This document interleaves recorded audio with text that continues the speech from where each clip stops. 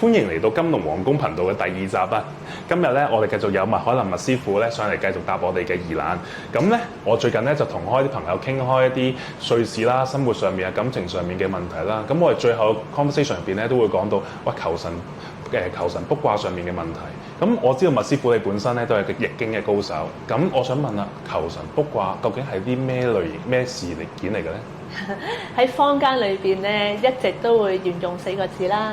求神問卜啊，我係求神問卜啊咁樣樣。咁其實咧，求神咧同問卜咧，其實係兩樣體系嚟嘅。求神咧好多時都會去廟嗰度咧，嗱最常見嘅求籤、問聖杯。先唔講問聖杯啦，我哋講求籤先啦。大家都知啦，咁啊向神明禱告，跟住熬竹籤，結咗竹籤出嚟就去攞籤文，就跟住個籤文就對號入座一件事。咁另一樣嘢咧，就係我哋叫做卜爻啦。咁用龜卜嘅方法，用金錢，用龜卜熬龜，跟住咧出咗銅錢，變成一個銅錢卦，就形成一個咧係易卦嘅原理去解答。咁其實兩方面咧都係神明俾嘅旨意嚟嘅。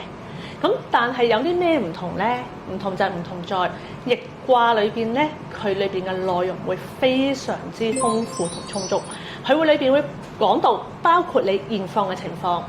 發生嘅經過，係講而家呢一刻嘅後邊嘅發生嘅經過會變成點樣樣。最後個結果出嚟係發生乜嘢事，係好定唔好，係咩結果發展到咩階段，甚至乎佢會話埋俾你聽有啲乜嘢你需要準備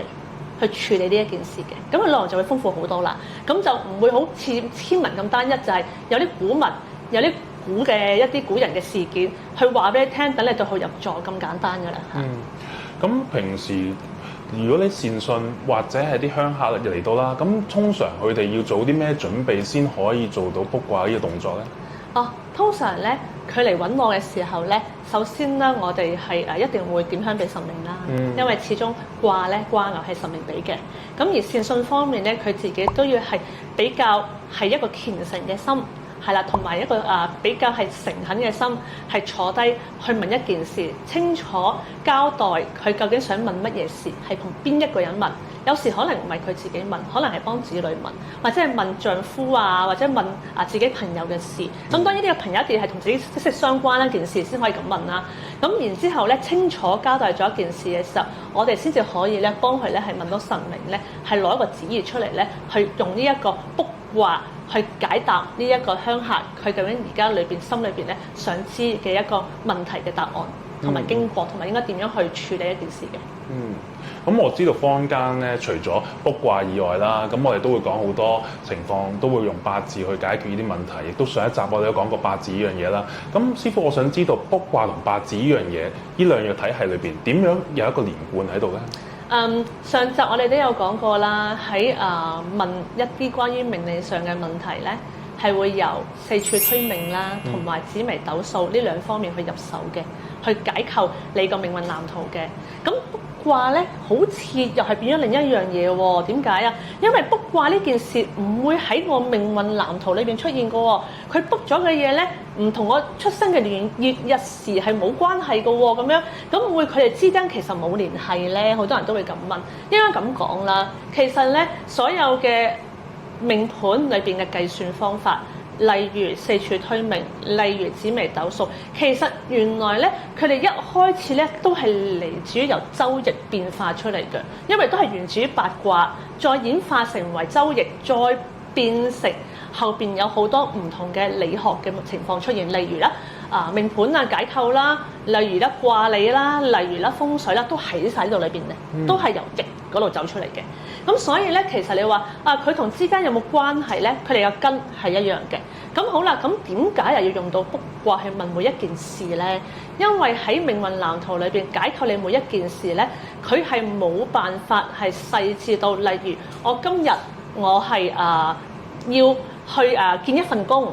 咁一份工可能喺你命理裏邊只會講你成功定失敗噶嘛，嗰份工最多最難度高可以睇到仔細到，你會見得成，你會見唔成。但係冇辦法話俾你知道，究竟我見得成呢份工嘅時候，呢份工係咪一份好做嘅工？